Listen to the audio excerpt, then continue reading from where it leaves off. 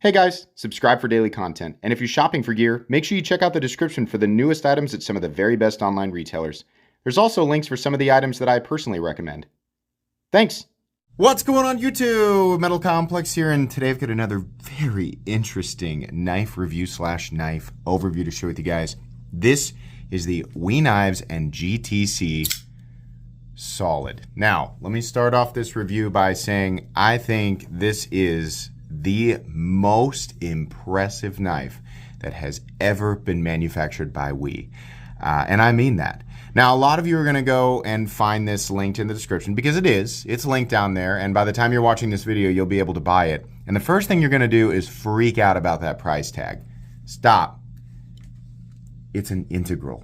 This is an integral knife, which to anybody who knows, right, all of a sudden that price that's going to look like it was way too much is going to look pretty impressive. I was shocked as soon as I realized when I unboxed this knife and took a look at it, as soon as I realized that it was an integral, for a moment, you know, my heart swelled and I got super excited, and then it immediately sank again because I was like, oh no, the price tag is going to be atrocious. They're going to charge $550, $600 for this.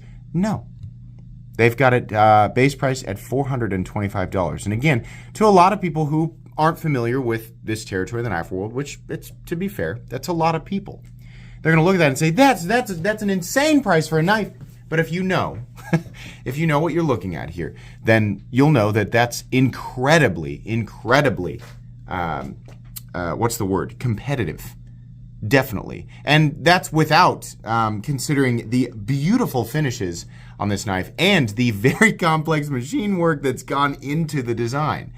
Thanks so much to WE Knives for sending it in. Thanks to my patrons for supporting me. And please make sure to follow me on Instagram at metal_complex. Let's get you guys, before we do some size comparisons, I want to give you guys a look. Now, this comes in a few different configurations. So if this configuration that they sent me is too boring for you, that's totally fine. It comes in quite a few different configurations. This is like a polished glass blasting, and it's the same thing they did on their cybernetic. And I knew after handling the cybernetic, which at that time was the most impressive thing that I'd ever seen from WE, and I said, this feels different. This feels like it wasn't made by WE. Likely what happened there is WE has stepped up their manufacturing process and went, you know, decided to go all in and make something crazy, and they are clearly using the same process to make this.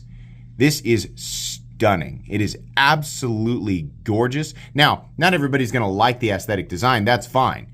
But the attention to detail and the precision involved with this is just spectacular.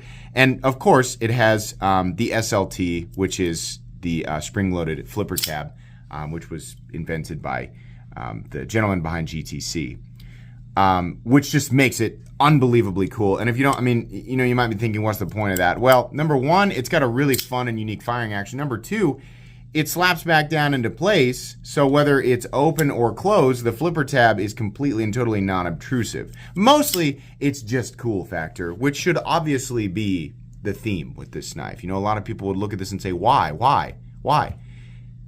Because. Because otherwise, the knife world would be full of buck 110s and open Ls, and everyone would be bored and miserable, right? So the idea here with this design is not maximum utility. Can you use it? Absolutely. Will it be a good EDC knife? Sure. Are there better knives? Are there knives more suited for ergonomic comfort and, you know, cutting performance? Well, yes, obviously. But I think the gentleman behind GTC obviously has his own design language, and WE Knives, I think, is definitely flexing their manufacturing capability with this one. So if it wasn't clear, hopefully now it is. That blade, this is very GTC. In fact, this is the most impressive GTC production collaboration since the Zero Tolerance collab, which was cool. And yeah, it was made in the United States, but it wasn't an integral. And I'm going to be real, it wasn't as nice as this, just period. This is a much nicer knife. And they call this a modified spear point. On Knife Center, that's the way they listed it. Okay, sure. But yeah, this is really cool. I mean, your only other option getting a GTC is buying a custom GTC, and that's a lot, you know. They have a collaboration with Civivi right now too, but getting one this nice, let's say, getting one this nice, your only other option is to spend way more money on the real custom ones, right? Very, very cool. Let's go ahead and measure it, I think, first before we do size comparisons. Overall length of the Solid is coming in at 9 inches. It's a big boy, man. That's why I was so pumped. Like, yeah, if you're going to do something crazy, God, make it huge, right? Now, do I think they should make a smaller one? Yes, I do. I think they should do a 7.5-inch variant of this for people who, might want to carry it and not be so encumbered, right? I'm going to redo that. It's not quite 9 inches. It's literally 8.9 inches. The blade length is 4 inches for sure on the dot. Cutting edge is about 3.6. You have two different, it's a compound grind, right? Now let's do some size comparisons. All custom scales can be found in the description under Original Goat or Flightanium. So up against the Demco AD10 and the Demco AD20.5, you can see it is not a little guy. It is a big guy for sure. How about up against the Spyderco PM2 and the Spyderco Para 3? Also still definitely stating itself as large. And finally, the Benchmade Griptilian, or in this case, the Ritter Hogue. And let's do the Hogue Deca. So there we go. How's the action? Well, I demonstrated it right away, but the action is phenomenal. It is so, oh boy. This is just wildly impressive. It really is. Like, if I think back to what used to impress me with Wii knives, what's weird is that they still make some of their knives that way. It's like they have certain projects that are reserved for the secret manufacturing room with better, they use secret alien tech that's not available to the floor level, manufacturing workers. I don't understand. Maybe this is going to be the standard moving forward for Wii knives, but I'm telling you guys, everything about this knife, it just screams different. Like it was made. It's like they invented a time machine and went forward in time and then took models from their future selves and brought them back to this time. It's wild. On top of that, the GTC aesthetic, which is incredibly futuristic, it just lends to that, right?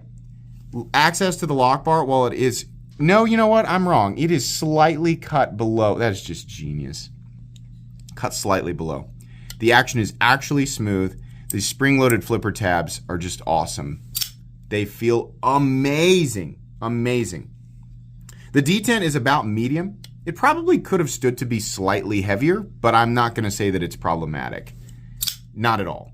It's very, very good. Very crisp. It only has one means of deployment, but it doesn't need another one because that one means of deployment is done beautifully. The action is fantastic, and there's no double clutch. And if you're right at the top there, you can catch the sharpening choil instead of the blade on your thumb, which is ideal. That's what you want.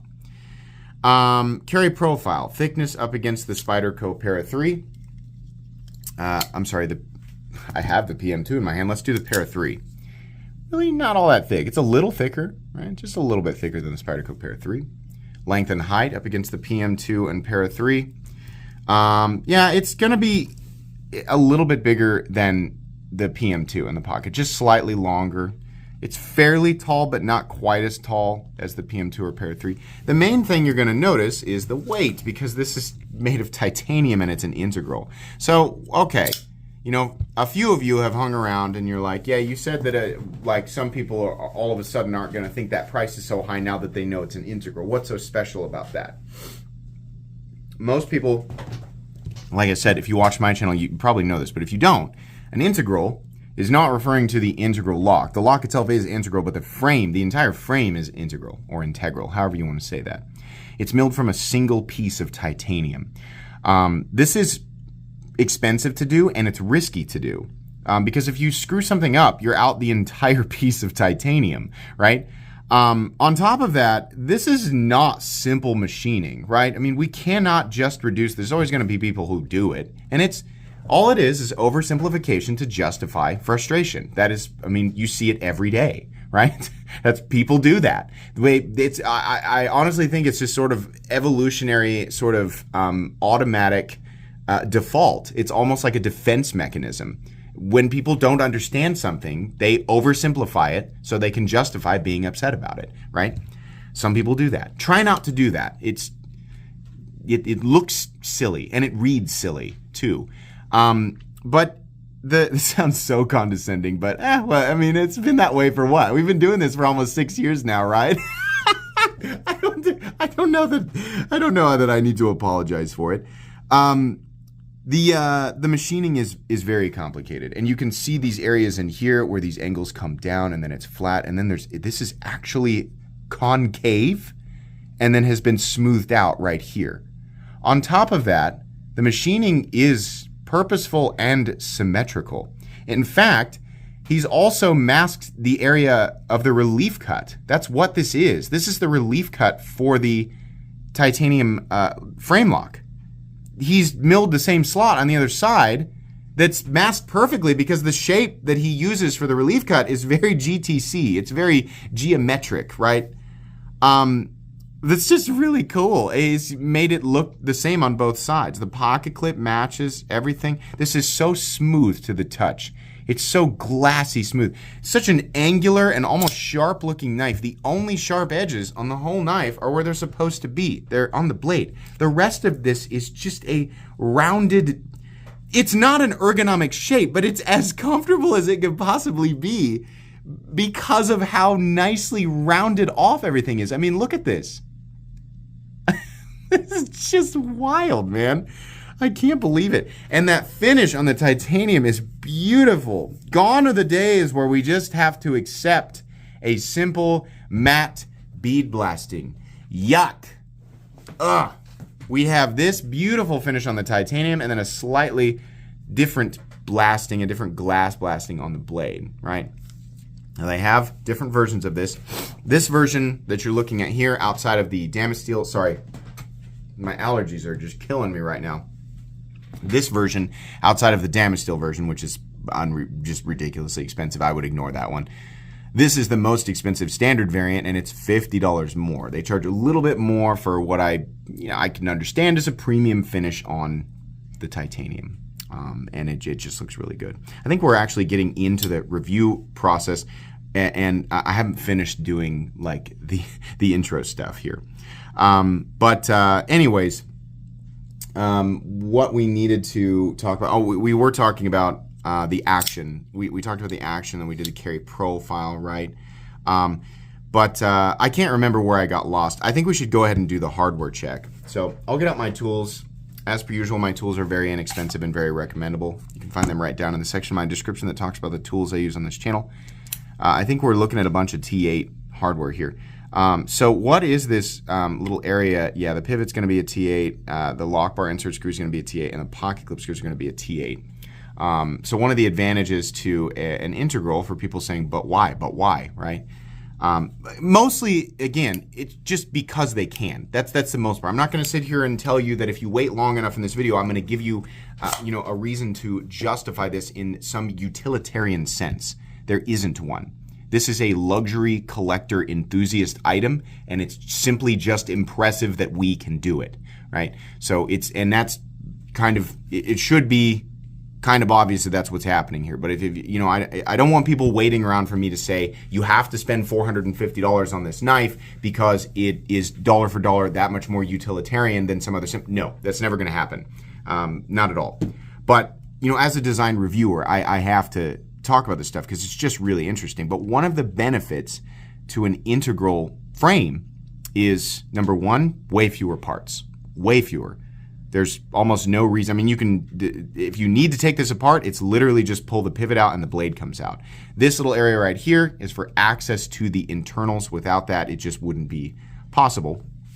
Yeah, that's the idea there. So disassembly and maintenance on an integral is very, very easy.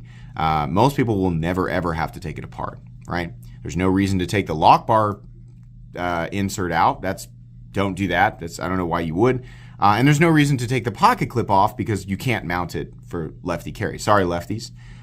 Just a right hand only knife in terms of where you carry it. But lefties will probably still buy it and just put it in their right hand pocket. They've been dealing with that for a while. It's a bummer, right? They shouldn't have to deal with that, but sometimes they do. So yeah, disassembly, very easy. They're all T8, and there's literally only 4 screws in the entire knife, right? And only one of them you really ever have to mess with, so that's really cool. Weight. They do have weight. You could say that the milling itself in the titanium here is weight reduction, right? I mean, we could have kept the frame incredibly simple and solid, and if this were sandwich construction, which it isn't, it's an integral, they could have milled it out on the inside, but they didn't. It's kind of like they milled it out on the outside and just made it part of the aesthetic. So it's heavy, but not crazy. 5.86 ounces. A full titanium Hinderer XM18 3.5 inch weighs more than this, and it's not an integral. So honestly, I think that's pretty impressive. Not bad at all. And let's go ahead and measure the blade stock thickness real quick. Blade stock thickness on the Solid, I don't even know. I'm gonna have to get the blade out to grab onto it. That's gonna be 157. It's probably about 155. Doesn't surprise me. Okay, meat and potatoes time. Wow, this is spectacular. This is such an amazing knife. What's really interesting to me is that this is not a special edition. It didn't come with a certificate of authenticity. Weird.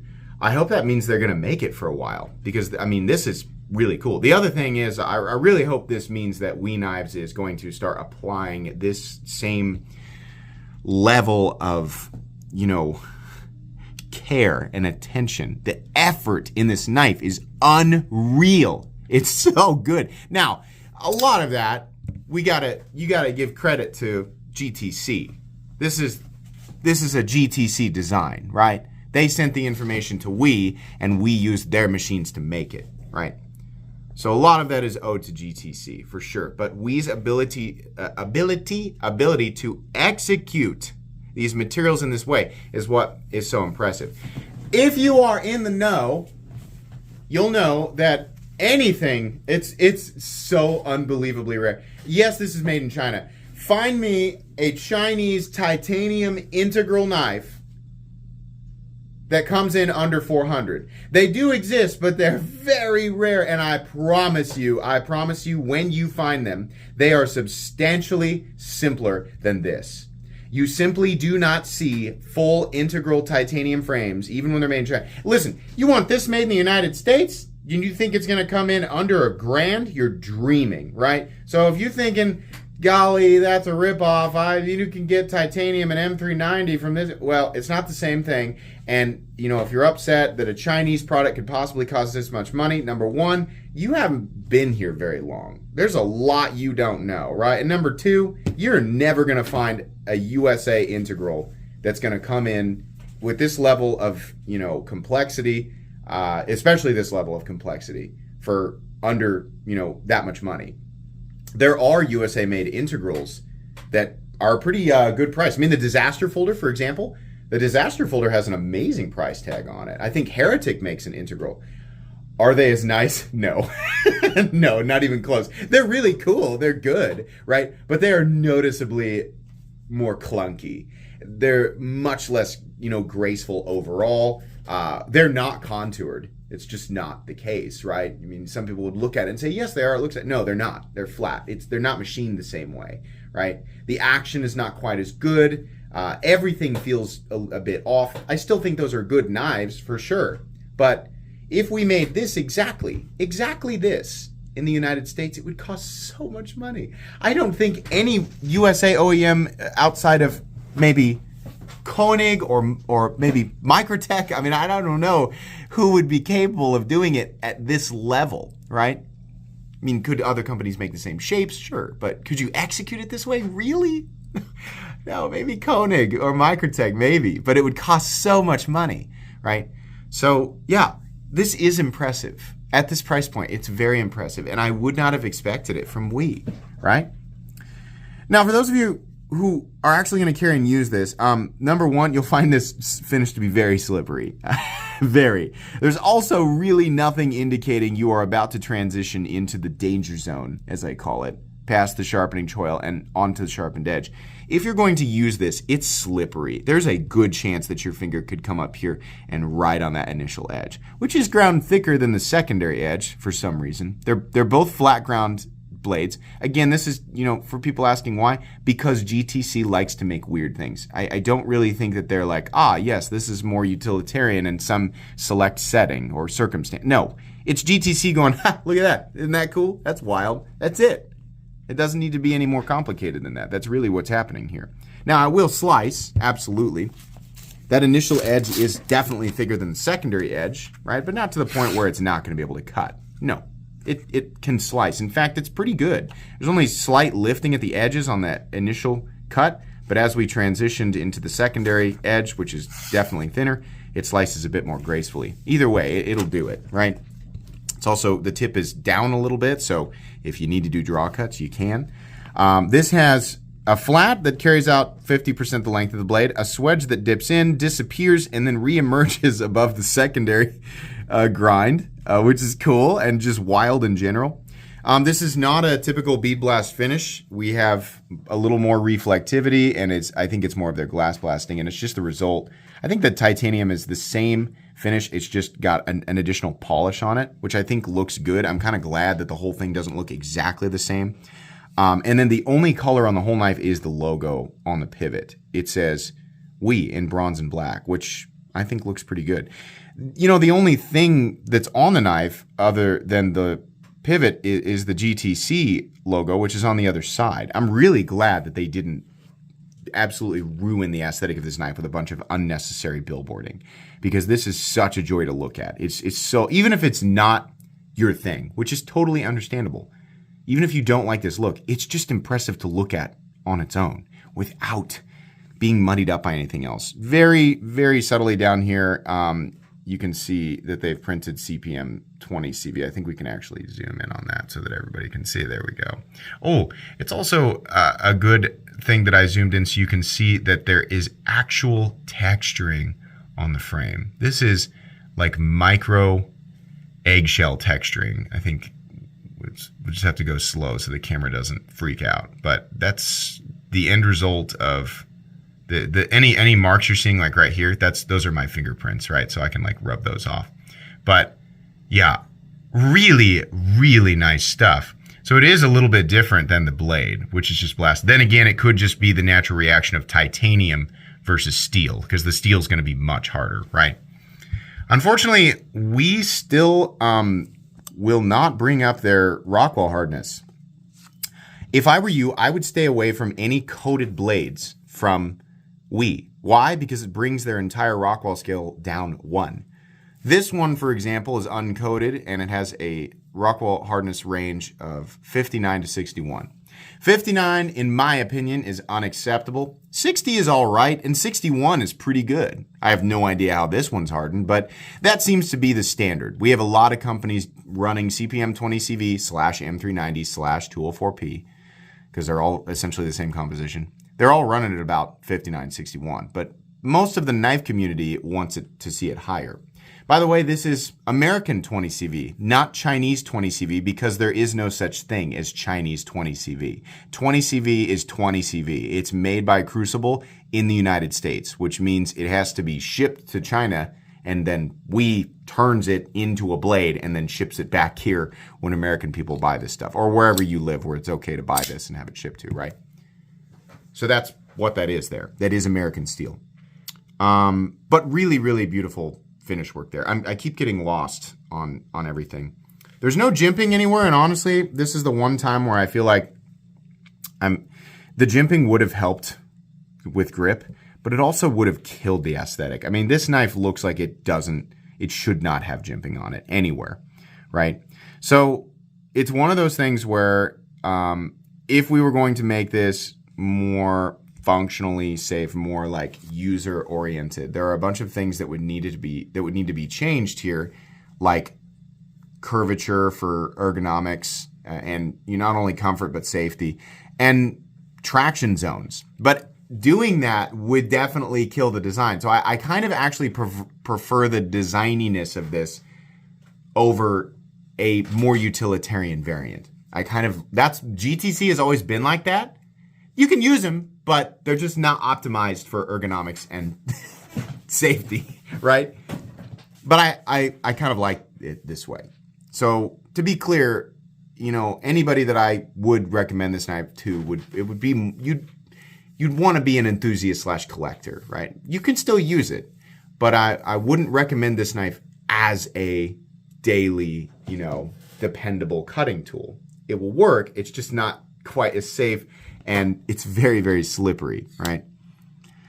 But we were talking about Rockwell hardness. Yeah, the coated ones, it brings everything down 1 point. So the coated ones are 58 to 60. 58 is a joke. That's a joke for M390. 59, not good. 60, okay.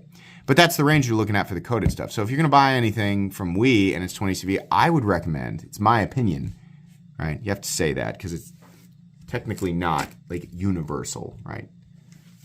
My opinion is that 59 to 61 is the best option, and those are the non-coated blades, right? Anyways, there is no part of this knife that is lazy or poorly machined. Right down to the cutting bevel, everything is just absolutely perfect and symmetrical. This is, for a long time I said that WE Knives was starting to trail behind companies like Riot, like Reich, and Maxace.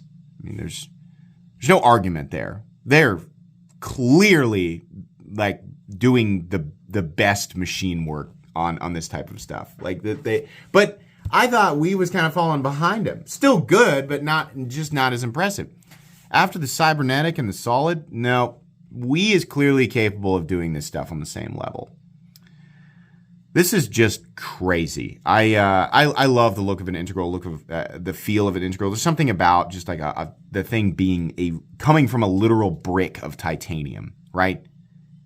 Absolutely just astonishing. The pocket clip, not anything super special. It's just following the general theme of the knife, and they've placed it in the one.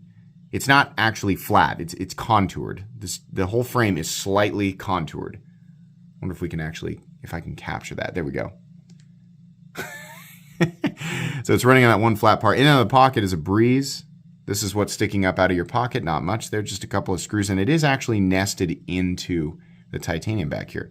No lanyard thing, which is thank goodness, because a lanyard would ruin this knife, the look of it. Like there's no lanyard deserves to be, no lanyard is, has the honor of being connected to this knife. This entire video is just full of like nose in the air, inflammatory statements. It has a lock bar insert, a huge one that doubles as the over travel stop, so that's nice, right? The stop pin is actually located in a totally normal place. The stop pin is just right there. There's a lot of shouldering, absolutely no blade play up, down, left, or right, no lock stick, no pivot lash, insanely smooth action, and of course, it's perfectly centered, absolutely perfectly centered. This knife is not for everyone, and it is wildly expensive. I do not recommend this knife to the average person, not at all. If you are a collector, if you don't have a problem with buying knives from WE, some people do, right? That's fine, make your own decisions. If you don't have a problem buying knives from WE, and you want to purchase one of the most impressive knives of 2023, certainly, and I mean this is the most impressive WE knife I've ever seen. It's mind-blowing. I love GTC's work. Right? Every time I see something by them, it's insane. But this is a production collaboration integral. We could have made this a sandwich or a seam construction and charged $350 for it. In fact, I'm sure that that's what they would have done. But they went full integral and only charged $425 at base. $450 for this guy, which I still think is fair. The design is amazing. The execution is amazing. The price, surprisingly, is also amazing for people who know what they're looking at and care about integrals, right? If you don't care about the integral nature of it, then obviously it's not going to be for you. I mean, shoot, save yourself $200 and just buy a titanium and 20 CV knife that's made out of the same materials. If all you care about is just the materials, well, yeah, of course, you can save a ton of money. But for people who care about the integral nature of this knife, this is this is wonderful. This is insane. I'm blown away. As a daily cutting tool, you can use it. Not really safe. It's a little slippery. It's not very ergonomic, right? If you like weird, amazing examples of execution, this knife and the build is not necessary. They did not need to do. The knife world, or just the world in general, was not going, oh gosh, we're just lost without the GTC Solid. Somebody please invent this so that humanity can move forward. So that, humans of the world can evolve. No, obviously not. But is it cool that they did it? Hell yeah, it is. This is crazy, man. I love this knife. I think I'm blown away. This is going in my collection. This is mine. I'm keeping this. This is incredible. We and GTC, you guys made one of the coolest knives of 2023, one of the most impressive knives of 2023, and the best we ever. King of the Wheeze. God, this thing is epic. That's it. That's my review. A 30-minute review. This is that good. It really is. Check it out down in the description. Please make sure to follow me on Instagram at metal_complex. If you enjoyed this video, leave a like. If you'd like to check out my other content, I do, of course, have lots of videos of knives that are either expensive or inexpensive that I do or don't like, so check those out. And if you enjoy all my content, go ahead and click on that Metal Complex logo right there and subscribe because there's definitely more coming. Thanks again for watching, everybody, and have a great day.